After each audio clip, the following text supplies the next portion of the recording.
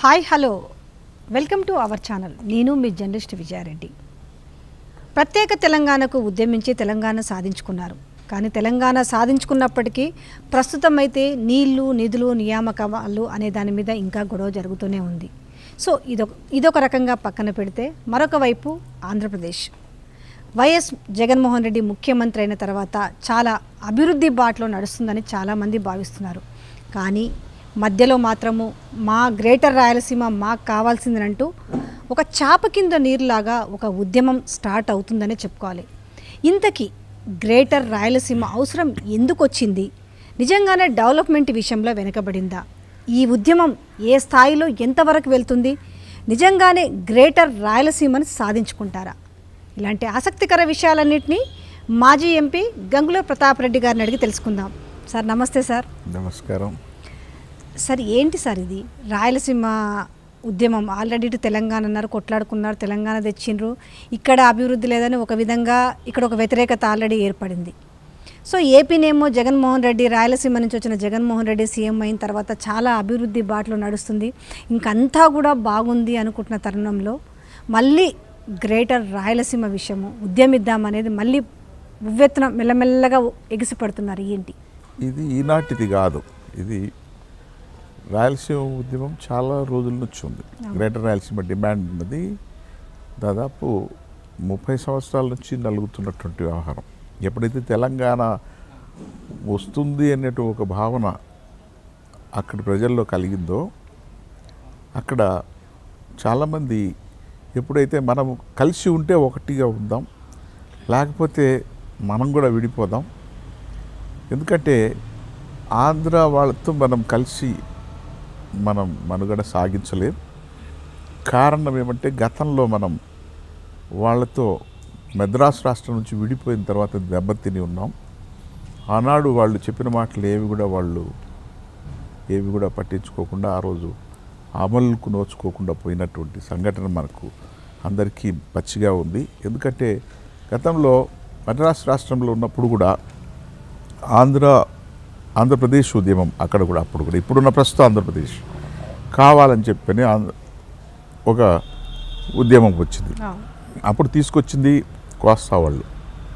కోస్తాంధ్ర వాళ్ళు అడుగుతా వస్తే అప్పట్లోనే వాళ్ళు విభేదించారు. ఈ 5 జిల్లాల వాళ్ళు, అంటే అప్పటికి ప్రకాశం లేదు కాబట్టి 5 జిల్లాలనే చెప్తున్నాం. ఈ 5 జిల్లాల వాళ్ళు అప్పట్లోనే విభేదించారు. మేము మీతో రాలేము, ఎందుకంటే జీవన విధానాల్లో చాలా విషయాల్లో వ్యత్యాసం ఉంది, ఆర్థికపరమైనటువంటి వ్యత్యాసాలు ఉంటాయి, నీటి పారుదల నీటి వ్యవహారాల విషయంలో కూడా సమస్యలు వస్తాయి. రేపు పొద్దున అన్నిటికీ ఎందుకంటే మీరు సంఖ్యాపరంగా మీరు ఎక్కువ ఉంటారు, ఇది అసెంబ్లీలో కానీ వీటిలో కానీ ఏ విధంగా చూసినా మాకు నష్టం జరిగే ప్రమాదం ఉందని చెప్పి మా వాళ్ళు విభేదిస్తూ వచ్చారు. అట్లా చాలా ఏళ్ళు జరిగింది. వాళ్ళు ఉద్యమం ఎప్పుడో 1900 సంవత్సరాల తర్వాత కొద్ది కాలంలోని 1917 నుంచి ఎప్పటి నుంచో మొదలు పెట్టుకున్న 37 వరకు ఆ విధంగా ఈ చర్చలు జరుగుతూనే ఉన్నాయి. 1937లో శ్రీబాగ్ ఒడంబడిక అని ఒక ఒడంబడిక చేసుకున్నారు. ఎందుకంటే ఆంధ్ర వాళ్ళు వచ్చి, ఆంధ్ర నాయకులు అందరూ వచ్చి రాయలసీమలో ఉన్నటువంటి ఆ రోజు నాయకులు, ఈ 5 జిల్లాల్లో ఉన్నటువంటి నాయకులతో సంప్రదించి శ్రీబాగ్ అన్నటువంటిది ఒక పండిత కాశీనాథ నాగేశ్వరరావు గారి ఇల్లు, అది ఎక్కడ మెడ్రాస్లో. ఆ ఇంట్లో కూర్చొని ఒక ఒప్పందం కుదుర్చుకున్నారు. ఆ ఒప్పందంలో ఏం చెప్పారంటే వాళ్ళు రాసి ఇచ్చారు, అందరు కలిసి సంతకాలు చేశారు కూడా. ఆ విధంగా వాళ్ళు మీకు అంటే సమస్యలు ఏమొస్తాయి అని చెప్పారు. ఇప్పుడు నీళ్ళ విషయం వస్తుంది ప్రధానంగా, ఎందుకంటే కృష్ణానది నీళ్లు కిందికే బారాలని మీరు అంటారు, లేదు మాకు కావాలా, మా అవసరాలు తీరాలని మేము అంటున్నాం. ఎందుకంటే అప్పటికే బ్రిటిషర్స్ ఉన్న సమయంలోనే మాకు 1876లోనే మాకు కేసీ కెనాల్ అన్నటువంటిది నిర్మాణం చేపట్టి కంప్లీట్ చేశారు. 76కు పూర్తి అయింది అది. అదేవిధంగా కృష్ణా పెన్నార్ ప్రాజెక్టు కూడా కట్టాలని చెప్పి వాళ్ళు అప్పటికే అన్ని రకాలుగా ఇన్వెస్టిగేషన్ చేసి దాన్ని పూర్తిగా అంటే దానికి కూడా శాంక్షన్స్ కూడా ఇవ్వడం జరిగింది. ఆ విధంగా దానికి అడ్డం పడతా వచ్చారు ఆంధ్ర వాళ్ళు. ఈ విధంగా మాకు నష్టం జరుగుతుంది అంటే లేదు మీ అవసరాలు తీరిన తర్వాతనే కృష్ణానది నీళ్లు మేము కిందకి తీసుకెళ్తాం అని ఒక ఒప్పందం. ఇక క్యాపిటల్ విషయం వస్తే మీరు ఏ విధంగా తీసుకున్నా కూడా మీరు మధ్యలో ఉండాలని అటువైపు తీసుకుపోయి పెడతారు. కాబట్టి అది కూడా మాకు అంగీకార యోగ్యం కాదు అని చెప్పంటే, సరే అయితే క్యాపిటల్ కానీ హైకోర్టు కానీ ఏదో ఒకటి మీ దగ్గర పెడతాం, అయితే అది కోరుకునే అవకాశం మీకే ఇస్తున్నాం, మీరు ఏది కోరితే అది ఇస్తాం అని చెప్పడం జరిగింది. అయితే మా వాళ్ళు రాజధాని కోరారు. ఆ విధంగా రాజధాని మాకు కర్నూలుకి వచ్చింది. కర్నూలులో 1953లో ఆంధ్రప్రదేశ్ ఫార్మేషన్ అయిన తర్వాత మెడ్రాస్ నుంచి విడిపోయినాక తొలి రాజధాని కర్నూలులో పెట్టడం జరిగింది. ఆ విధంగా పెట్టి ఇక ఇది ఉండంగానే ఇక నీటి విషయంగా వచ్చినప్పుడు కూడా మెల్లమెల్లగా అది వెనకబడతా వచ్చింది. మాకు అప్పుడైతే ఏదైతే కృష్ణా పెన్నార్ ప్రాజెక్టు అప్పటికే రూపుదిద్దుకుందో అన్ని రకాలుగా దాన్ని మొదలు పెట్టడానికి కొంత ఇబ్బందులు ఏర్పడ్డాయి. దాని తర్వాత మెల్లమెల్లగా వాళ్ళు ఏం చేశారు, నాగార్జున సాగర్ను ముందుకు తీసుకొచ్చారు. నందికొండ ప్రాజెక్టును ముందు పేరు చెప్పి మళ్ళీ దాన్ని కూడా నాగార్జున సాగర్ అని. అప్పటికి ఇంకా అప్పుడు తెలంగాణతో కూడా సంప్రదింపులు జరుగుతున్నాయి. 1956లో కర్నూలు నుంచి హైదరాబాద్కు క్యాపిటల్ మార్చేశారు. ఆ దాంట్లో మా వాళ్ళ ప్రమేయం లేకుండా పోయింది, మినకుండిపోయారు. ఆ రోజు నష్టపోయాం. అది చెప్తున్నారు కదా, ఆ రోజు ఎవ్వరు విభేదించారు కదా, వద్దు ఉండనివ్వండి అనేది. విభేదించిన సంఖ్యాపరంగా శాసనసభలో తక్కువ కదా, దాంతో అది అదే చెప్పేది. ఆ ఒత్తిళ్ళు వాళ్ళ ఒత్తిడికి వాళ్ళ తెలివి ఎక్కువ తెలివి కదా వాళ్ళకి. ఆ తెలివి ముందర మా వాళ్ళు పని చేయలేదు. మా వాళ్ళ వాదన కానీ ఎవరైనా ఒకరు మాట్లాడినా ఇంకా కొంతమంది పెద్ద మనుషులు ఉంటారు కదా, పెద్దలుగా ఉన్నోళ్ళు, సరే కానీలే ఇంకా వైశాల్యమైన విశాల ఆంధ్ర ఏర్పాటైతే ఇంకా తొందరలో మనం అభివృద్ధి చెందుతాం, ఇక్కడ క్యాపిటల్కు సరిపడా మనకు బిల్డింగులు లేవు, అవి ఏవో చెప్పారు. కర్నూలులో బిల్డింగులు లేవు కదా, మనం టెంట్లలో వేసుకొని ఉన్నాం కదా, అట్లా ఇట్లా అని చెప్పారు. ఆ రోజు మొదలుపెట్టిన రోజు ఏదైనా టెంట్లలోనే ఉంటుంది. ఆ విధంగా ఆ రోజు మేము పోగొట్టుకున్నాం, రాజధాని పోగొట్టుకున్నాం. దాని తర్వాత నీళ్లు పోగొట్టుకున్నాం. నాగార్జున సాగర్ కట్టిన తర్వాత మా ప్రాజెక్టు వీగిపోయింది, ఇంకా దాన్ని ముట్టుకోలేదు. దాని తర్వాత పోరాడి చేస్తే శ్రీశైలం కట్టడం జరిగింది. అయితే శ్రీశైలంని కూడా హైడల్ ప్రాజెక్ట్ అని కట్టి దాంట్లో ఇరిగేషన్ కాదు, కేవలం పవర్ జనరేషన్ అని చెప్పని, ఆ విధంగా కూడా పవర్ జనరేట్ అయితే నీళ్ళు కిందకి పోతూనే ఉంటాయి. ఆ విధంగా నాగార్జున సాగర్కు ఇది ఒక బ్యాలెన్సింగ్ రిజర్వాయర్గా నిర్మాణం చేశారు. అంటే వీటన్నిటిలో కూడా వాళ్ళ తెలివి ప్రయోగం చేస్తూ వచ్చారు.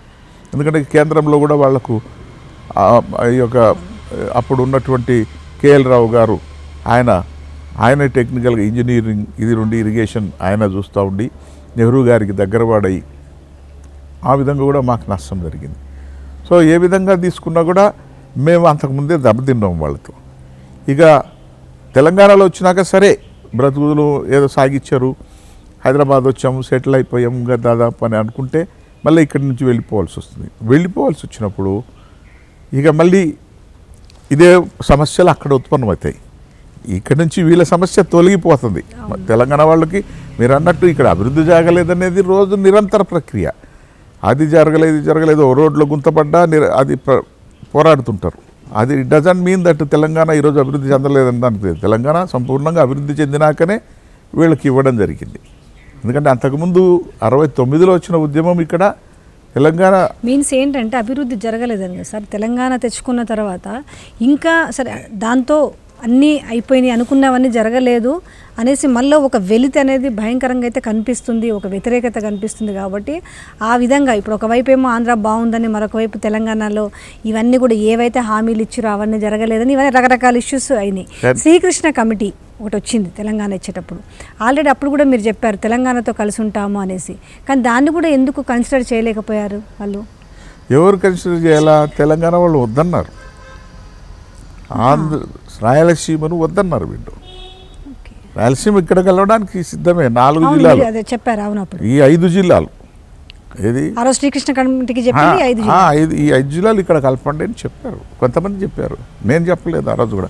ఆ రోజు కూడా నేను అడిగింది ఉంటే 1గా ఉందాం లేదంటే 3గా విడిపోతాం నేను అప్పటికే చెప్పాను. మేధోమదనం జరిగింది మాకు అంతకుముందే రాజశేఖర రెడ్డి సీఎం ఉన్నప్పుడు. ఎందుకు తెలంగాణతో కలిసి ఉండడానికైనా కూడా సిద్ధపడ్డారు, కానీ ఎందుకు వాళ్ళతో కంప్లీట్గా ఉండలేమని నేను ఇదే విభేదిస్తున్నారు? కదా చెప్పాను, ఒక చోట మోసపోయి ఒకసారి ఇబ్బంది పడ్డాక ఆ భయం అనేది ఎప్పటికీ ఉంటుంది ఒకటి. రెండవది ఒక భావసామ్యత కానీ జీవితాల్లో కూడా అక్కడ ఇక్కడ జీవన విధానాలు సరి సమానంగా ఉంటాయి. ఏది ఆర్థికపరమైనటువంటివి తీసుకుంటే తెలంగాణలో కూడా పేదరికం ఉన్నది, అంతా ఉన్నది. నార్మల్ లైఫ్ ఏదో ఉంటే మాకు కూడా అది సూట్ అవుతుంది. అందులో హైదరాబాద్లో వస్తే సామాన్యుడిని బ్రతకగలుగుతాడు. ఇక్కడికి పొట్ట చేత పట్టుకొని వచ్చేవాళ్ళు చాలామంది ఉన్నారు. ఇప్పుడు మా రాయలసీమ వాళ్ళు అనేక మంది ఇక్కడ వచ్చి పనులు చేసుకుంటూ బ్రతుకుతూ ఉన్నారు. మరి అటువంటి అవకాశం హైదరాబాద్లో ఉంది. ఏ ఏ స్థాయికి తగ్గట్టు ఆ స్థాయిలో ఒక ఇల్లు కూడా బాడుకు దొరుకుతుంది ఇక్కడ. అటువంటి పరిస్థితులు ఉన్నాయి. ఈరోజు మాకు కోస్తాకు వెళ్తే మరి అమరావతిలో కానీ విశాఖపట్నంలో కానీ మా వాళ్ళు ఒక సెంటు భూమి కొనుక్కునే స్థితిలో లేరు.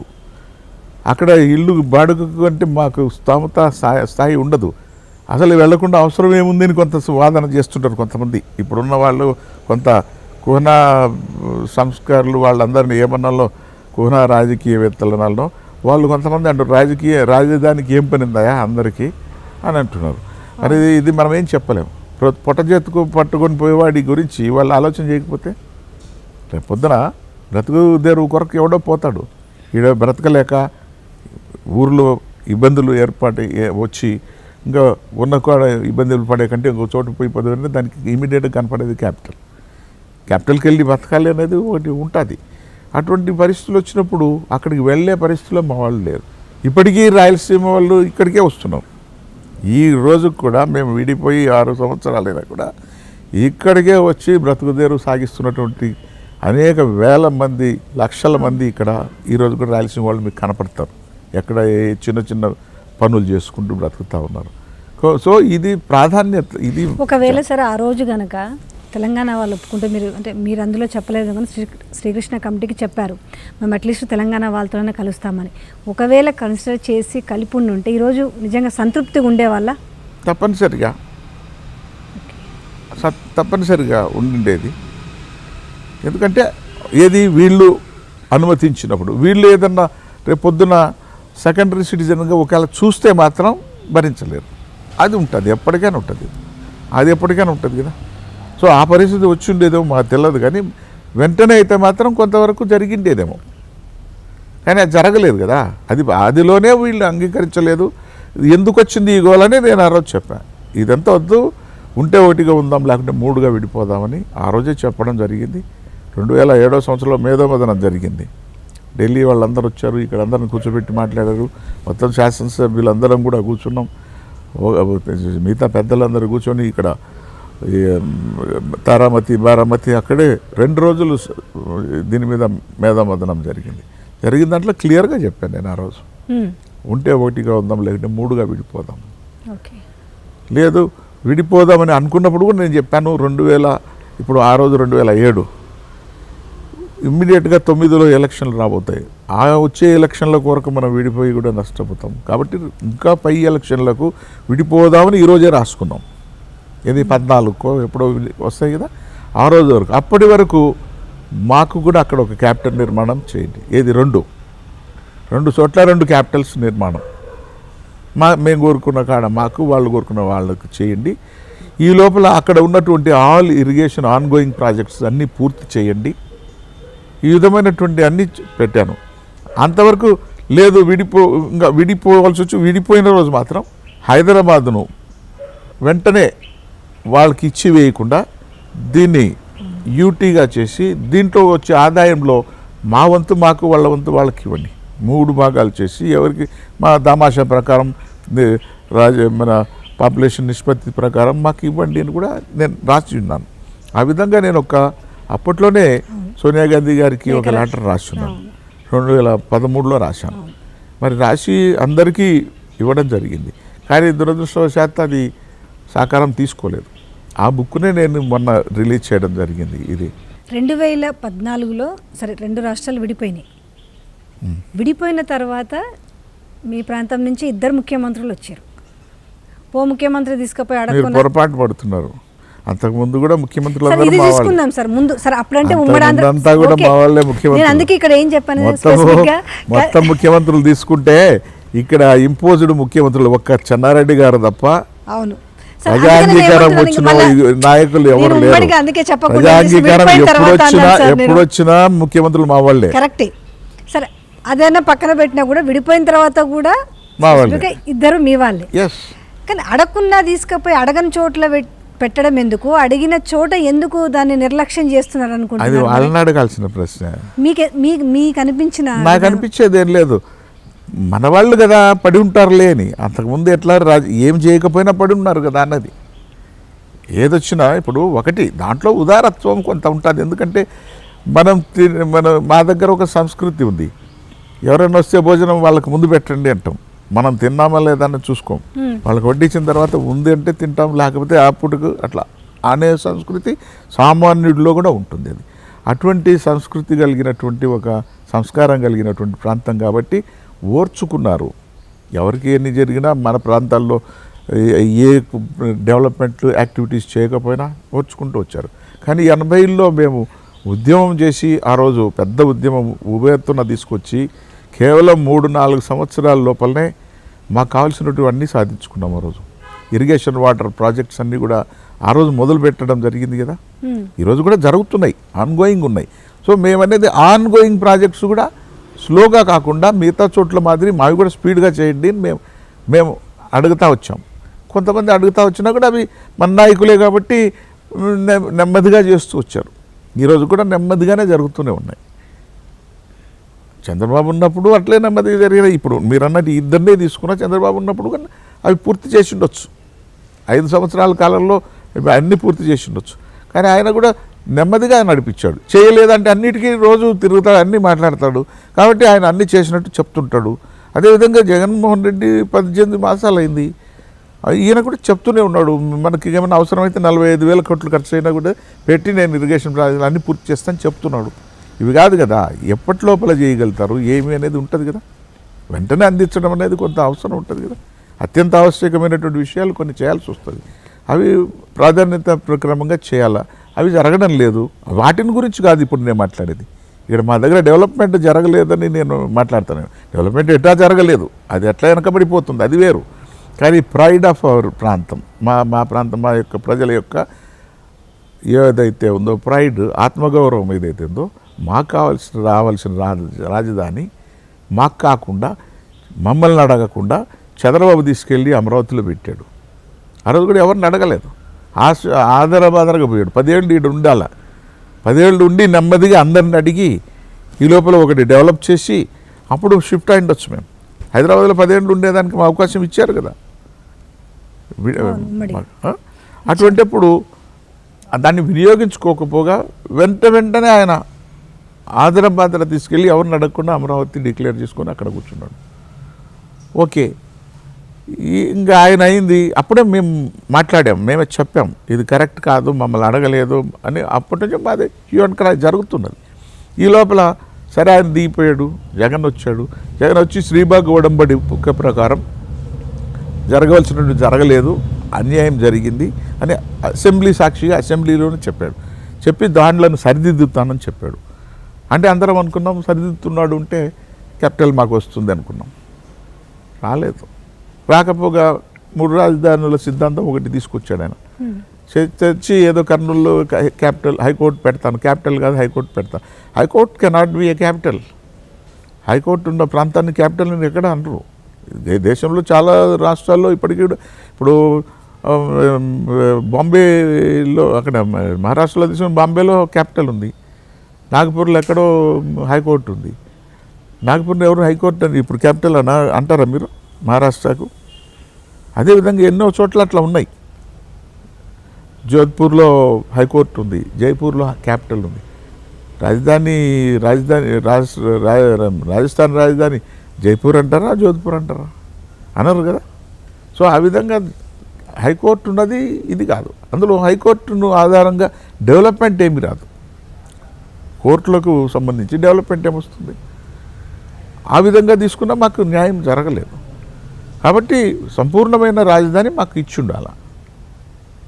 అది జరగలేదు కాబట్టి సరే ఎట్లా మన ప్రైవేట్ దెబ్బతిన్నది, మన రాష్ట్రం మనం చేసుకుంటే మన రాజధాని వస్తుంది, మన హైకోర్టు మనకే వస్తుంది. మన రాష్ట్రంలో మేము హైకోర్టు పెట్టుకుంటాం కదా, ఆవిడ హైకోర్టు ప్రత్యేకంగా ఒకరు ఇవ్వాల్సిన అవసరం లేదు కదా. సో హైకోర్టు వస్తుంది. ఎవరైనా హైకోర్టు వచ్చిన దాన్ని తీసుకోకుండా ఏమయ్యా అని ఎవరైనా అనడానికి కూడా లేకుండా రేపు మన రాష్ట్రమే సంపాదించుకుంటే రాజధాని వస్తుంది, హైకోర్టు కూడా వస్తుంది. ఇదే మా నినాదం. అంతేకాకుండా మేము మా పెద్దలు ఉన్నప్పుడు ఏదో అన్యాయానికి గురైనామనే భావన ఉంది. ఎందుకంటే వాళ్ళు పెద్దలు ఉదార స్వభావంతో చేశారు. ఇంత డెవలప్మెంట్ కూడా వాళ్ళ వల్లనే అయింది. ఎన్నో ప్రాజెక్టులు పెద్ద పెద్ద నిర్మాణాలు చేశారు, ఇన్ని అయినాయి. ఇంత అభివృద్ధి చెందిన తర్వాత ఈరోజు మళ్ళా విడిపోవాల్సి వచ్చింది. మళ్ళీ తెలంగాణ విడిపోయి మనం మళ్ళీ అన్యాయానికి గురి అయ్యాం. అన్యాయానికి గురి అయినప్పుడు ఇప్పుడు మా వంతు మేము ఉన్నాం. ఇప్పుడు మేము న్యాయం చేయలేకపోతే భావితరాల వాళ్ళకు మేము అన్యాయం చేసిన వాళ్ళం అవుతాం కదా. రేపొద్దున వాళ్ళు సరిదిద్దుకోలేని పరిస్థితిలోకి వెళ్ళిపోతారు.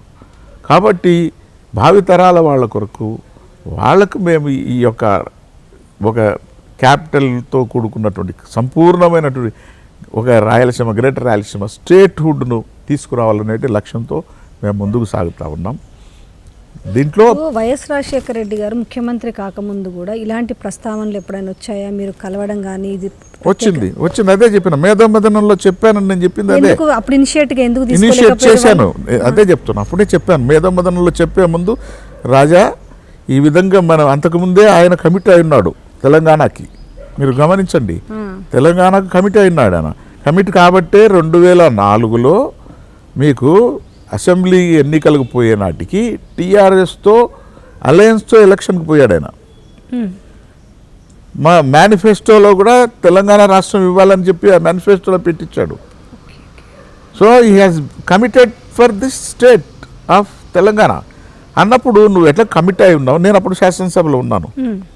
అయ్యా మనం కూడా విడిపోదాం, మనది మనం అంటే ఆయన ఉండి 4 జిల్లాలతో, అంటే ఆయన అనుకున్న రాయలసీమ 4 జిల్లాలతో మనం మనలేం కదా, మనకు చిన్న ఇదవుతుంది, వైబిలిటీ రాదు, మన ఎకానమీ ఏముండబోతుంది అన్నది అన్నాడు. అందుకోసమే నేను 4 అంటలేను, నేను నెల్లూరు ప్రకాశం పెట్టి గ్రేటర్ రాయలసీమ అంటున్నాను అని చెప్పాను.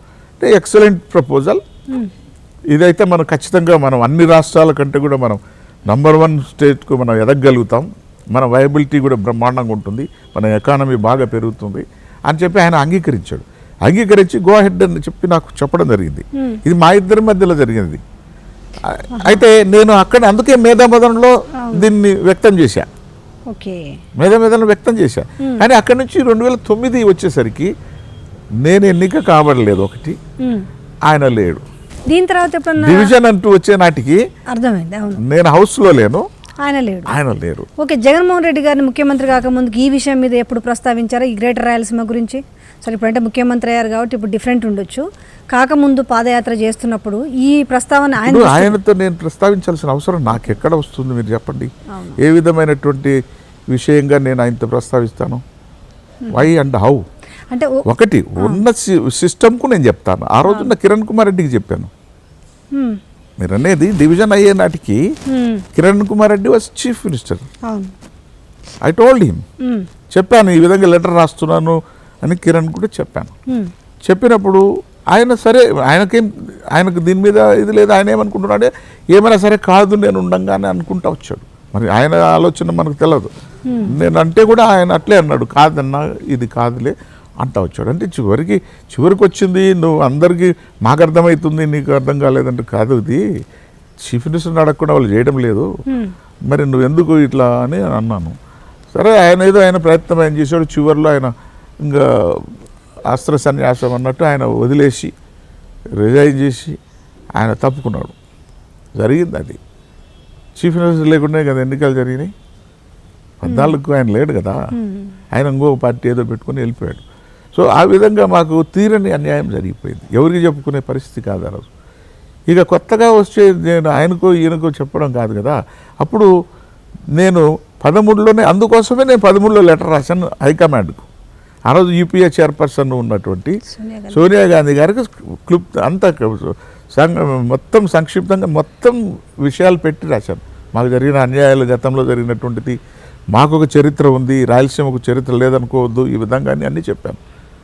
మరి అన్ని రాసి ఆమెకు ఇచ్చినప్పుడు అక్కడ ఏమైందంటే హౌస్లో ఉన్నోళ్ళు ఒకరు చెప్పమని మన్మోహన్ సింగ్ గారు అన్నారు. హౌస్లో ఉన్న మెంబర్స్ తీసుకుంటే వాళ్ళందరూ సమైక్యం మీద ఉన్నారు, అవును, సమైక్య నినాదంలో ఉన్నారు.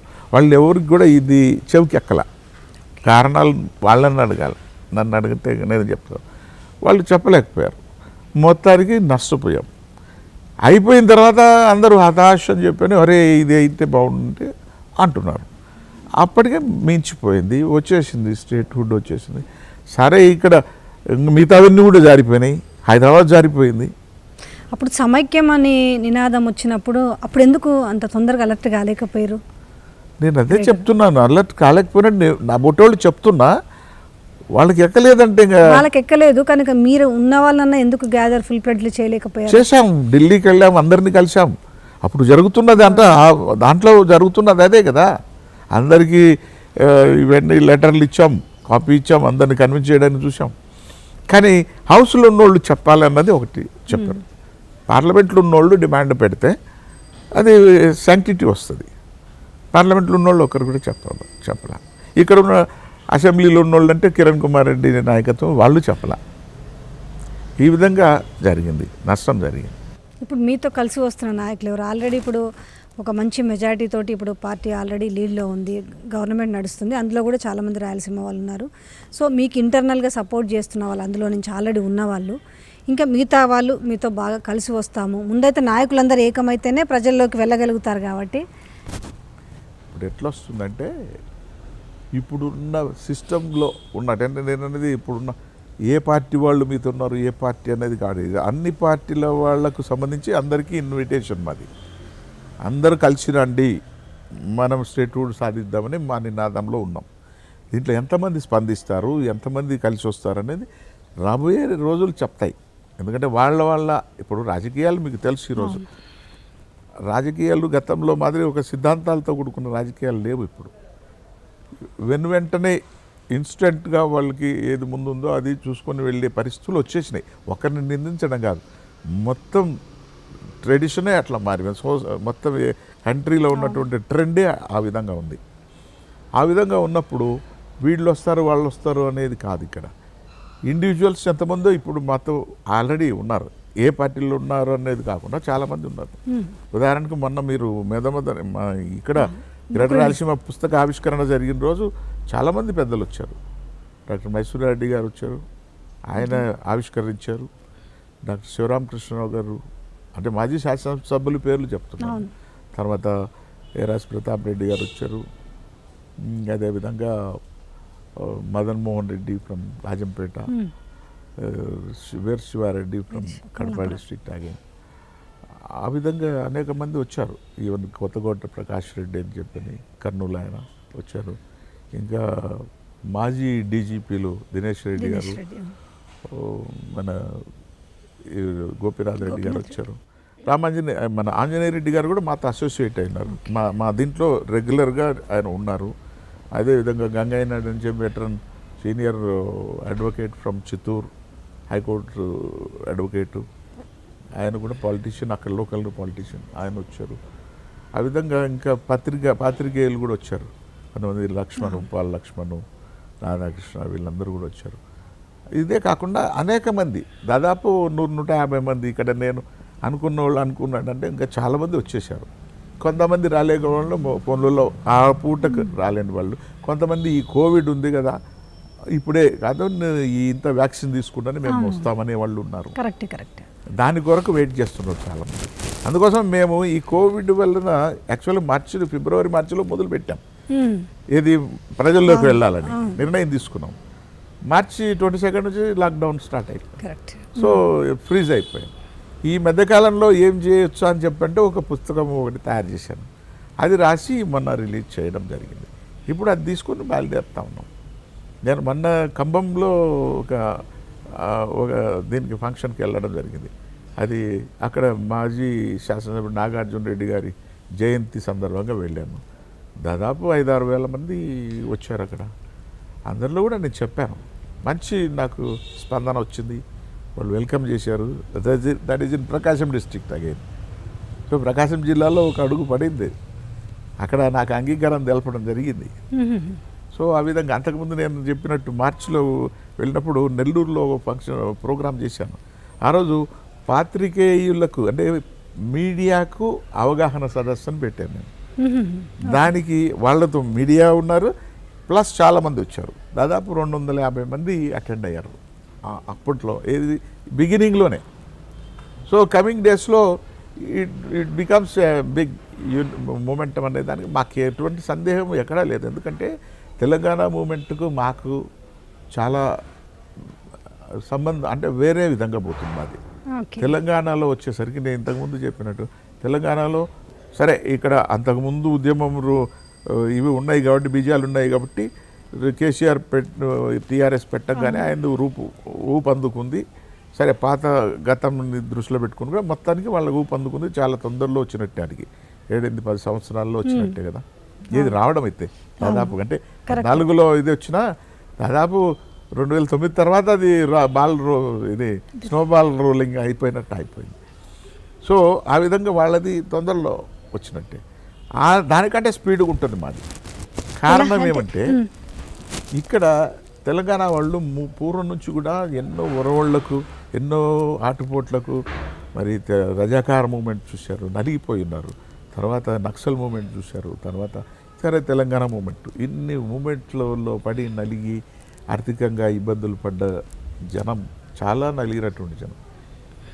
ఇక్కడ ఒక నాయకుడు చెప్తేనే కంటే ప్రజల్లోనే ఒక స్పందన వచ్చింది.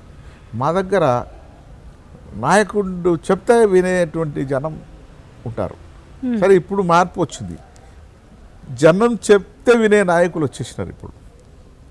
ఇప్పుడు జనం పాత రోజుల్లో ఒక నాయకుడు నేనేం చెప్తే అది అన్నట్టు, మాకు అందుకోసమే రాజధాని సులువుగా ఇక్కడికి తెచ్చేసుకోగలిగినారు. జనం ఏం మాట్లాడలేదు. ఒక 4-10 మంది నాయకులు కూర్చొని మాట్లాడుకొని రాసిస్తే రాజధాని వెళ్ళిపోయింది. అంతకుముందు రాజధాని వచ్చింది, మళ్ళీ రాజధాని పోవడం కూడా అదే సులువుగా పోయింది. ఇప్పుడు ఆ పరిస్థితి లేకపోయినా కొంత నాయకుడిని అనుసరించిపోతారు. నాయకుని చెప్పగలిగేటువంటి యువత వచ్చింది. ఇప్పుడు యువత మీద మాకు మంచి అభిప్రాయం ఉంది, ఎందుకంటే వాళ్ళు ఖచ్చితంగా తొందరలో స్పందిస్తారు. ఎమోషనల్ పీపుల్ మా వాళ్ళు. ఎందుకంటే మా 1980స్లో తీసుకుంటే 85 to 89 లోపల ప్యారలైజ్ చేసి, గవర్నమెంట్ను ప్యారలైజ్ చేసి మాకు రావాల్సిన డీళ్ళ వాటాను అన్నిటి కూడా అన్ని ప్రాజెక్టులు సాధించుకోగలిగాం 4-5 సంవత్సరాల్లో. అదేవిధంగా దీన్ని కూడా సాధించుకోగలుగుతాం. అప్పటికి ఇప్పటికి ఇంకా తేడా ఏంటంటే, ఆ రోజు మాధ్యమాలు ఇంత లేవు. మాకు మీడియా తీసుకుంటే మాది చూపించగలిగి రాయగలిగినటువంటి వాళ్ళు లేరు. చూపించగలిగినవి అసలు లేవనుకోండి, రాయగలిగినటువంటి వాళ్ళు లేరు. అప్పుడప్పుడే కొత్తగా ఈటీవీ అని మొదలు పెట్టినారు, కానీ అంతకు మించి లేవు, ఒక దూరదర్శన్ తప్పిస్తే. అటువంటి రోజుల్లో సాధించినాం. ఈరోజు మాధ్యమాలు బాగా పెరిగిపోయినాయి. మీరు విజువల్ మీడియాస్ వచ్చేసినాయి, మీరు ఎంతకైనా తీసుకెళ్ళగలుగుతారు, మీ సహకారం ఉంటుంది. తర్వాత సోషల్ మీడియా ఒకటి వచ్చింది. ప్రతిదీ ఏమి జరిగిన ఇప్పుడు మనం మాట్లాడుతున్నది కూడా వెళ్ళిపోతున్నట్టు ఆశ్చర్యం లేదు. అంత ఫాస్ట్గా సోషల్ మీడియా వచ్చింది, వెంటనే స్పందించగలుగుతున్నారు. వాళ్ళు కన్విన్స్ కావడం ఒకటే అవసరం. వన్స్ కన్విన్స్ అయినారంటే మేము జనంలోకి వెళ్తే ఆటోమేటిక్గా ఇది తొందరలో పికప్ అవుతుంది. ఇప్పుడు మనం చూసిన ఉద్యమం అంటే తెలంగాణ ఉద్యమంలో ముఖ్యంగా నీళ్లు, నిధులు, నియామకాలు అనేసి కవులు, గాయకులు అంటే కళాకారులు ఎక్కువగా యువత వెత్తున ఉద్యమించారు. అది అందరికీ కళ్ళ కట్టినట్టు. ఇప్పుడు గ్రేటర్ రాయలసీమ విషయంలో మీరు ఎంచుకున్న అంటే ఒక ఏంటి ప్రత్యేకంగా నీళ్లు? చెప్పాను కదా, నీళ్లు, నిధుల విషయంలో కూడా మాకు అన్యాయం జరుగుతుంది. నియామకాల్లో కూడా ఈరోజు మా వాళ్ళు పోయి ఒక్క ఉద్యోగం తెచ్చుకునే పరిస్థితులు లేరు. అటు పోయి అంతకుముందు హైదరాబాద్లో నేను చెప్పాను కదా, ఎవడొచ్చినా పొట్ట చేత పట్టుకొని వస్తే ఏదో ఒక చోట ఏదో ఒక ఉద్యోగం దొరుకుతుంది. దో నాట్ గవర్నమెంట్, ప్రైవేట్లో కూడా దొరికే అవకాశాలు ఎక్కువ ఉన్నాయి. ఇప్పుడు మా వాళ్ళు అక్కడ పోయి తెచ్చుకోలేరు. ఈ రోజు కూడా హైదరాబాద్ మీద ఆధారం ఉన్నారంటే నేను ఎన్ని రాజధానులు వచ్చినా కూడా ప్రత్యేకంగా ఫైనల్గా అయితే హైదరాబాద్ అంటే అందరికీ అలవాటు పడిన ప్రాంతం కాబట్టి హైదరాబాద్ గ్లామర్ హైదరాబాద్ అంటే చరిష్మా ఎక్కడికి పోదు, వెదర్ కూడా అందరికి సహకరిస్తుంది కాబట్టి హైదరాబాద్ 100%. ఆ విషయంలో అనుమానం లేదు. ఇట్ బికమ్స్ ఒక మాకు కామన్ హబ్ అవుతుంది.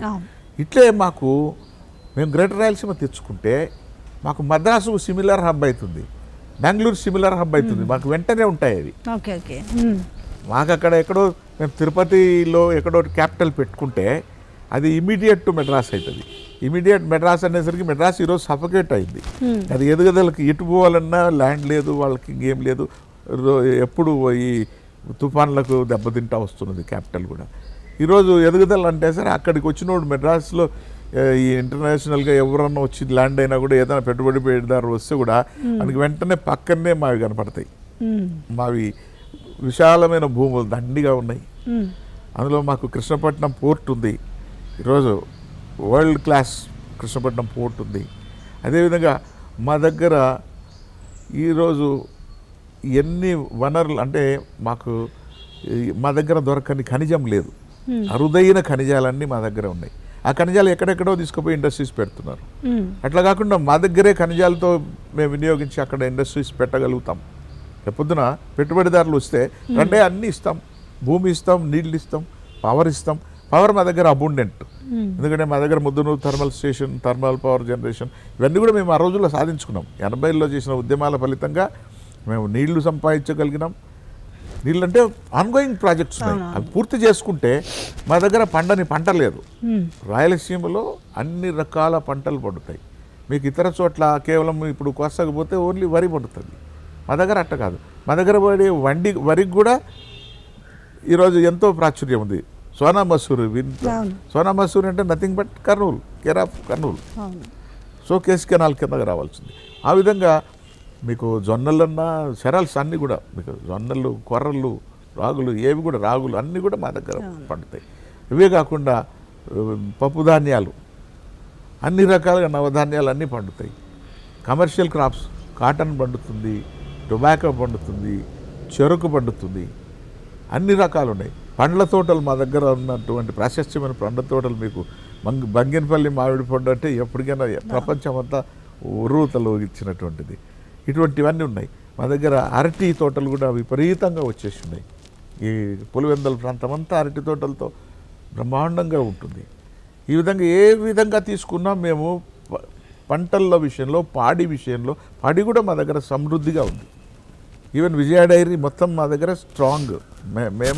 మేము ఇస్తేనే హైదరాబాద్కు మొత్తం పాలు వస్తాయి, అటువంటి పరిస్థితి. కాబట్టి ఏ విధంగా తీసుకున్నా మా రైతులు చాలా పటిష్టమైనటువంటి రైతాంగం ఉంది. మాకు కష్టపడేటువంటి నేచర్ ఉంది. వాళ్ళకి నీళ్ళు ఇస్తే బంగారు పండిస్తారు. దేశానికి అన్నం పెట్టగలిగే స్తోమత స్థితి మాకు వస్తుంది.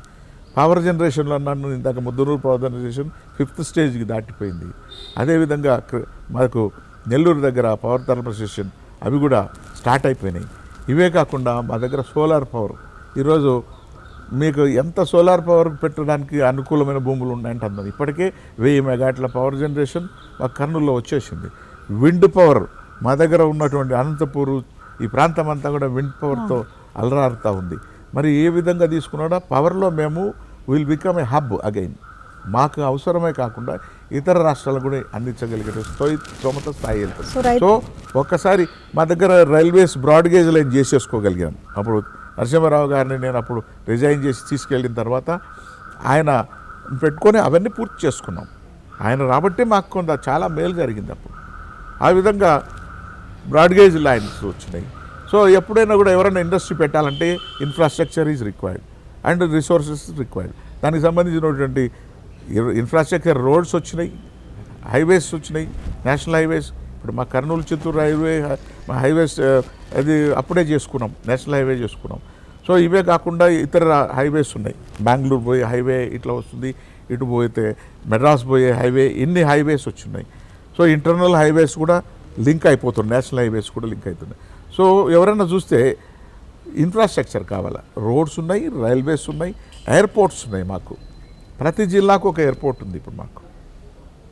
ఆ విధంగా తీసుకుంటే మరి సీపోర్ట్ కృష్ణపట్నం చెప్పాను ఇంతకుముందు.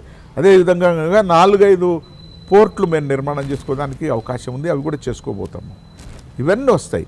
ఇవన్నీ కాకుండా వనరులు, ఖనిజాలు ఉన్నాయని చెప్పాను. మా దగ్గర ఉన్న ఖనిజాలతో మా దగ్గర ఇండస్ట్రీస్ వస్తాయి. మా దగ్గర పండేటువంటి ధాన్యంతో అగ్రో ఇండస్ట్రీస్ వస్తాయి. మాకున్న ఫారెస్ట్ మీకు తీసుకుంటే best of the forest in the world. ఎందుకంటే rarest of the rare red sanders మా దగ్గరే ఉంది. ప్రపంచ గ్లోబ్లో ఉన్నది ఒక్క మా దగ్గరే ఉంది. మరి అటువంటివన్నీ ఉన్నాయి. వీటిని వినియోగించుకుని ఉండే ఇండస్ట్రీస్ వస్తాయి. సో ఏ విధంగా తీసుకున్నా మా దగ్గర ఉన్న యువతకు ఉపాధి దొరుకుతుంది అనే దాంట్లో ఎటువంటి అనుమానం లేదు. ఇవన్నీ జరగడం లేదు. కారణం ఏమంటే ప్రత్యేకంగా చెప్పక్కర్లేదు. సో ఇప్పుడు ఎట్లా ప్రణాళిక ఎట్లా చేసారు అంటే సదస్సులు సమావేశాలా, లేదంటే ప్రజల్లోకి ప్రతి గ్రామానికి వెళ్తారా, ఎలా ప్లానింగ్ ఏంటి సార్ ప్రణాళిక? మేము ఈ జనవరిలో ఏమంటారు మన సంక్రమణం మకర సంక్రమణం కూడా వెళ్ళిపోయిన తర్వాత అప్పటికి కోవిడ్కు సంబంధించి కొంత వ్యాక్సినేషన్ కూడా వస్తుంది అంటున్నారు. కానీ మిగతా వాళ్ళు, నేనైతే అప్పుడే మొదలుపెట్టి వెళ్తా ఉన్నా, అప్పుడప్పుడు మిగతా వాళ్ళు కూడా కలుస్తారు. అందరం కూడా మైసూరారెడ్డి, నేను ముఖ్యంగా మేము కలిసి వెళ్తాం. ఎక్కడికక్కడ 6 జిల్లాలలో సదస్సులు నిర్వహిస్తాం. అక్కడ కూడా అవగాహన సదస్సులు లైక్ మీడియాను పెట్టుకుని అవగాహన సదస్సులు ఏర్పాటు చేసుకుంటా పోతాం. ఫస్ట్ రౌండ్ అని చెప్పిన తర్వాత యూనివర్సిటీస్లో టచ్ చేస్తున్నాం. నిన్న కూడా నేను వస్తుంటేనే నాకు రాయలసీమ యూనివర్సిటీ వాళ్ళు నేను దారిలో ఆపాను, నన్ను ఫోన్ చేశారు, సార్ ఎక్కడున్నారు మిమ్మల్ని కలవాలని. అయ్యా నేను ఆంధ్రవే ఉన్నా అంటే, సార్ ఎక్కడున్నారో అక్కడ ఆగండి మేము ఉన్నాం. నేను హైవేకి వచ్చి నన్ను ఆగి కలిశారు. సో ఆ ఊపు వస్తూ ఉంది. ఒక్కసారి యువతలో కదిలిక వస్తే దీనికి ఇంక మాకు అడ్డమే ఉండదు అనేది నా నమ్మకం. కాబట్టి ఆ విధంగా తీసుకెళ్తాం, జనంలోకి తీసుకెళ్ళి యువతలో తీసుకెళ్ళి వాళ్ళే పట్టు, రేపొద్దున భావితరాలు వాళ్ళే పోరాడుకోవాలి. ఇది ముఖ్యంగా మేము టార్చ్ అందించగలుగుతాం, అందించదని మేము సిద్ధంగా ఉన్నామని మేము చెప్తా ఉన్నాం. ఉద్యమం మీన్స్ సదస్సులు సమావేశాలు, ఈ రాస్తారోకులు ఇవన్నీ యాజ్ యూజువల్ కామన్గా ఉంటాయి. అవి నార్మల్ థింగ్స్ వచ్చేస్తాయి. మోడర్న్ డేస్ అని చెప్తే కదా, ఇప్పుడు ఎంత మేము మీదే విజువల్ మీడియా, సోషల్ మీడియా ఉద్యమం, సోషల్ మీడియాలోనే ఉద్యమం జరుగుతుంది. ఇది కొత్త న్యూ ఏమంటారు దాన్ని, స్టార్ వార్స్ టైప్లో వస్తుంది. పాతదాన్ని ఇప్పుడు వినియోగిస్తాం, పాత పద్ధతులు కూడా వాడతాం. ఎక్కడికక్కడ మేము రథయాత్రలు ఉంటాము, కొన్ని చోట్ల పాదయాత్రలు, ఇటువంటివన్నీ వచ్చేస్తాయి. ఇవన్నీ కామన్. రాబోయే రోజుల్లో ఇవన్నీ ఉధృత రూపం దాలుస్తూ వస్తాయి. సో మాకు అంత సమయం పట్టదు. ఓకే, పైగా మాకున్న పెద్ద ఎన్ని సంవత్సరాలు పట్టొచ్చు సార్? అంటే అట్లని కాదు, స్టార్ట్ చేశారు నిర్దిష్టంగా ఫలానా సంవత్సరానికి ఒక 4-5 సంవత్సరాలు 10 ఇయర్స్. నేను అన్నది చాలా తక్కువ సమయం పడుతుందని మాత్రమే చెప్పగలుగుతున్నాను. ఇన్ని సంవత్సరాలు అంటే ఆ రోజు వచ్చి మీరు అడుగుతారు, మీరు ఈ ఫలానా సంవత్సరం అంటే మరి ఏమైంది ఇక్కడంటే ఇప్పుడు సపోజ్ మనం తెలంగాణ తీసుకుంటే సకల జనుల సమ్మె కావచ్చు, యువత విద్యార్థుల బలిదానాలు ఏమొస్తుంది, మేము చేసేదాన్ని బట్టి దగ్గర పడే కొద్దీ ఉద్యమం రూపం ఉధృతమవుతా వస్తుంది. నీడ్ అనేది ఇక్కడ కాదు కదా, ఇవ్వాల్సింది క్యాపిటల్ ఇవ్వాలి, మాకు స్టేట్ ఇవ్వాల్సింది, స్టేట్ ఇవ్వాల్సింది సెంట్రల్ గవర్నమెంట్. అవును. సో కేంద్రానికి తెలిసే వరకు మేము పోరాడతాం. ఇక్కడ వన్స్ కేంద్రానికి తెలిసినాక మాకేమంటే మాకు పెద్ద నమ్మకం, బీజేపీ ప్రభుత్వం, బీజేపీ పార్టీ సిద్ధాంతం ప్రకారం చిర రాష్ట్రాలకు వాళ్ళు అనుకూలం. కాబట్టి మాది జునైన్ కాజ్, అందులో మాది అంత చిన్న రాష్ట్రం కాదు. ఇంతకుముందు చెప్పినట్టు పేరుకు 6 జిల్లాలైనా మా వైశాల్యంలో 98,000 స్క్వేర్ కిలోమీటర్స్ ప్లస్ ఉంది. 98,223 స్క్వేర్ కిలోమీటర్స్ ఏరియా మాది. అంటే భారతదేశంలో రాబోయే 30వ రాష్ట్రంగా మాది తీసుకుంటే 12వ స్థానంలో ఉంటాం వైశాల్యంలో. అంటే మీకు ఇంకా చెప్పాల్సి వస్తే పశ్చిమ బెంగాల్ కన్నా బీహార్ కన్నా పెద్ద రాష్ట్రం అవుతుంది వైశాల్యంలో. ఓకే, బీజేపీ ప్రభుత్వం మీద ఇంకా నమ్మకం ఉందంటే ఇప్పుడు ఇంకా 4 సంవత్సరాల టైం ఉంది అనుకోండి, 3 సంవత్సరాలు అంటే ఈ 3 సంవత్సరాల లోపే సాధిస్తామనే నమ్మకం ఉంది అయితే ఈ లెవెల్లో చెప్తుంటే. ఇప్పుడు అట్లా ఆశ అన్నది ఉండాలి కదా. కరెక్ట్. ఆశ పోరాటం చేసేటప్పుడు ఆశ అన్నది ఉండాలి కదా. అందులో బీజేపీ మీద అపారమైన నమ్మకం ఉంది. నేను కూడా బీజేపీ వాడిగా కూడా చెప్తున్నా ఈ మాట. కానీ బీజేపీ ఈ దీనికి ఉందా లేదా అని చెప్తే ఆ మాట నేను వెంటనే చెప్పడానికి కరెక్ట్ కాదు. నేనుగా ముందు నుంచి ఉద్యమంలో ఉన్నా, ఒక ఉద్యమకారుడిగా బీజేపీలో చేరిన. యాక్టివ్ రోల్లో ఉన్నారా బీజేపీలో? లేదు. బీజేపీలో యాక్టివ్ అనేది ఇన్యాక్టివ్ అనేది ఎప్పుడు ఉండదు. మా పని మాకు ఇచ్చిన కార్యక్రమం మేము చేస్తాం, లేదంటే ఇది ఇవ్వలేదే అది ఇవ్వలేదే అనేది ఉండదు. ఇక్కడ తెలంగాణలో బీజేపీ ఈ స్థాయిలో పుంజుకుంటుందని మీరు ఊహించారా సార్? ఎప్పుడో ఊహించినది, ఇంకా చాలా లేట్గా అని నేను అంటాను. నా ఉద్దేశం ప్రకారం నేను 2000 సంవత్సరంలో కూడా బీజేపీలో చేరున్నాను. అప్పుడు ఇచ్చిన ఊపు ప్రకారం అయితే 2009కి గంటాపదంగా రాష్ట్రాన్ని రూల్ చేసే స్థాయికి తీసుకొచ్చిండేవాళ్ళం.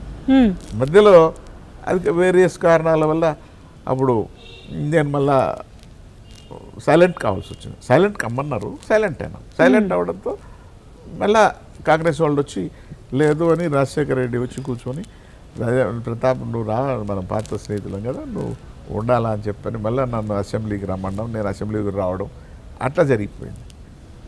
భవిష్యత్తులో అధికారం చేపట్టబోద్దా తెలంగాణలో బీజేపీ పార్టీ? తప్పకుండా. నేను చెప్పింది చాలా ఆలస్యమైంది అంటున్నాను. ఎప్పుడో జరిగిండేది అని నేను చెప్పాను. నా మాట ప్రకారం, ఇది నా ఉద్దేశం ప్రకారం ఎప్పుడో జరుగుతుంది. ఇక్కడ అంత బలంగా ఉంది బీజేపీ. దేశంలో ఎక్కడెక్కడ లేని చోట కంటే కూడా నుంచి బలంగా ఉన్నట్టు. గ్రేటర్లో అయితే ఊహించారా? గ్రేటర్లో 4 నుంచి 47కు పోతుందని. సరే మీరు లేట్ అయింది అంటున్నారు, 47 అని కాదు కానీ డెఫినెట్గా మాకు 25+కు నేను అనుకున్నానండి. అనుకున్న దానికంటే అయింది అంటే ప్రజల్లో వచ్చేసింది. ప్రజల్లో వచ్చిన దాన్ని ఎవరు ఆపలేరు. ఇంకా అది ఇంకా వచ్చేస్తుంది, దాన్ని ఎవరు ఆపలేరు. ఇప్పుడు కేంద్ర ప్రభుత్వం తీసుకొచ్చిన రైతు చట్టాల మీద దేశవ్యాప్తంగా కూడా ఒక వ్యతిరేకత వినిపిస్తుంది. దీనిపైన మీ స్పందన ఏంటి? దేశవ్యాప్తంగా ఎక్కడ లేదు, కేవలం పంజాబ్ హర్యానాలో మాత్రమే వినిపిస్తుంది. పక్కనున్న యూపీలో కూడా వినిపించట్లేదు. ఆడే నోయిడా ఇవన్నీ యూపీ కింద వస్తాయి కదా, యూపీలో శబ్దం లేదు. ఎప్పుడు కూడా ముందు స్పందించేది ఆ 3 రాష్ట్రాలు, పంజాబ్, హర్యానా అండ్ ఉత్తరప్రదేశ్. ఆ రైతులే స్పందిస్తారు ప్రతి చోట. నెక్స్ట్ కమ్స్ మహారాష్ట్ర వాళ్ళు బాగా స్పందిస్తారు. ఆ లెక్కలో తీసుకుంటే ఇప్పుడు యూపీలో అంత లేదు, మహారాష్ట్రలో కూడా అంత లేదు. ఎక్కడో నోషనల్గా ఉంది తప్పిస్తే దీని మీద భిన్న అభిప్రాయాలు ఉన్నాయి, కొన్ని అనుమానాలు ఉన్నాయి. కాబట్టి ఇప్పుడు ఉన్నటువంటి మార్కెట్ యార్డ్స్ అన్ని క్లోజ్ చేస్తారేమో, వాటికి పని లేకుండా పోతుందేమో, వాటిని ఆసరగా ఉన్నటువంటి వాళ్ళు కొంతమంది ఆ విధంగా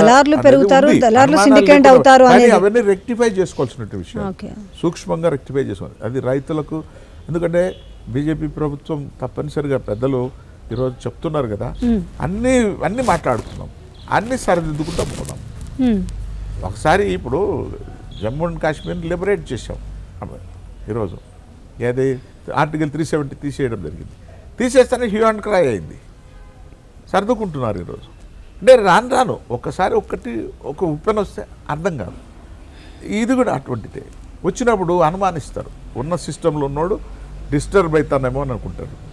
కాదు అని చెప్పి దానికి మార్గాలు పెట్టుకుంటా పోతే ఈరోజు ఏది తప్పించుకునే పరిస్థితిలో ప్రభుత్వం ఉండదు. ప్రజలను కాదని ప్రజలకు అన్యాయం చేస్తూ ప్రభుత్వం మనుగడ సాగించలేదు. కాబట్టి ప్రజలకు అనుగుణంగానే ప్రజల అవసరాలను తీర్చేదాని కొరకే చట్టాలు తీసుకొస్తాం. ఆ చట్టాల్లో లోపాలు ఉంటే సరిదిద్దుకోవడం జరుగుతుంది. మనం తీసుకున్న కాన్స్టిట్యూషన్ రాసుకున్నా కూడా ఇప్పటికి ఎన్ని రకాలుగా ఎన్నిసార్లు మనం కాన్స్టిట్యూషన్ అమెండ్మెంట్ చేసుకుంటూ వస్తున్నాం కదా, అప్పటికప్పుడు మనం చేసుకుంటాం. కాబట్టి ప్రజలకు అన్యాయం, రైతులకు అన్యాయం జరుగుతుంది అనేది నాకైతే లేదు. తప్పకుండా న్యాయం చేయడానికి మా వంతు కృషి మేము కూడా చెప్తాం. ఏదన్నా ఉంటే నిర్మోహమాటంగా చెప్పగలుగుతాం. మా రైతులు ఇబ్బంది పడతారు రేపు అని. రైతులకు ఇబ్బంది వచ్చినా మీకు సైలెంట్గా కూర్చోలేం. తప్పనిసరిగా వాళ్ళ తరఫున మాట్లాడతాం, పార్టీలో మాట్లాడతాం, ప్రభుత్వంతో కూడా మాట్లాడగలుగుతాం. వినేటువంటి ప్రభుత్వం, సరిదిద్దుకునేటువంటి ప్రభుత్వం, కాబట్టి మనకు అభ్యంతరం లేదు. సో తెలంగాణ కాంగ్రెస్ పార్టీలో పరిస్థితులు అంతా కూడా కొంచెం వేగవంతంగా మారే పరిస్థితులు కనిపిస్తున్నాయి. పీసీసీ చీఫ్ పైన మీరు ఏమైనా స్పందిస్తారా? ఏమైనా పికప్ అందుకుంటుందా? కాంగ్రెస్ గురించి నేను మాట్లాడకపోతే బాగుంటుందని నేను ఎప్పుడో చెప్పాను. నా పుస్తకం మీరు చదవండి, మీరు చూస్తారు. సోనియా గాంధీకి రాసిన రోజు చెప్పాను, మీరు బైఫర్కేషన్ చేస్తే కాంగ్రెస్ నామరూపాలు లేకుండా పోతుందని అనుమానం నాకు ఉందని చెప్పాను, రాశాను నేను. అదే జరిగింది. ట్రైఫర్కేషన్ చేయండి మళ్ళీ బతుకుతుందని రాశాను నేను. ట్రైఫర్కేషన్ చేస్తుంటే బతికుండేది. సింపుల్ రీజన్, మా ఈగో మాకు సాటిస్ఫై అయితే ఇచ్చినటువంటి వాళ్ళని గౌరవిస్తాం కదా. ఆంధ్ర వాళ్ళు కూడా గౌరవిస్తుండ్రు, ఎందుకంటే వాళ్ళకు మాకు ఇచ్చినారు లేని. పోతే పోయింది, విడిపోయినాం. మళ్ళా ఈడ అనుమానం ఉన్న ఇద్దరిని తోసేసి బయటికి పోయి సంసారం చేయండి అన్నట్టు కాకుండా మా ఇద్దరిని ఎవరి వాళ్ళు ఇచ్చింటే వాళ్ళు హ్యాపీగా ఉండేవాళ్ళం, మేము హ్యాపీగా ఉండేవాళ్ళం, వచ్చినటువంటి తెలంగాణ హ్యాపీగా ఉండేది. సో అయితే కాంగ్రెస్ పార్టీకి ఎప్పటికీ పూర్వ వైభవం వచ్చే అవకాశం అయితే ప్రస్తుత పరిస్థితులు లేదంటారు.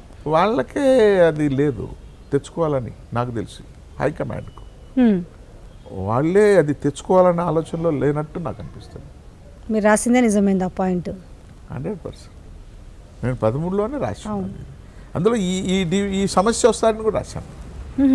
మా మధ్యలో సమస్య తేలిగ్గా తీసుకున్నారు, ఇది రాదేమో, మా సమస్య మధ్యలో వస్తుంది, ఇది గ్రేటర్ రాయలసీమ మూమెంట్ మళ్ళీ అని నేను ఆ రోజే నిన్నదించి చెప్పాను. వాళ్ళు రాసిచ్చాను, భవిష్యత్తులో ఇది మళ్ళీ వస్తుంది, ఆ రోజు మళ్ళీ సమస్య అవుతుంది ఇది.